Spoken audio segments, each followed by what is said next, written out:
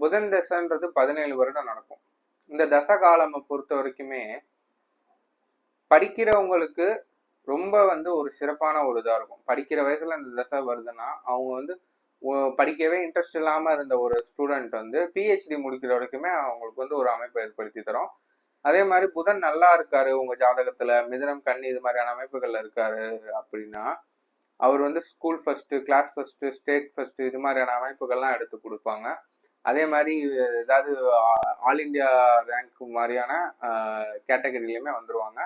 அந்த மாதிரியான எக்ஸாம்ஸுமே அட்டன் பண்ணுவாங்க இந்த புதன் தசை காலங்களில் கரெக்டான டயத்தில் வந்துச்சுன்னா.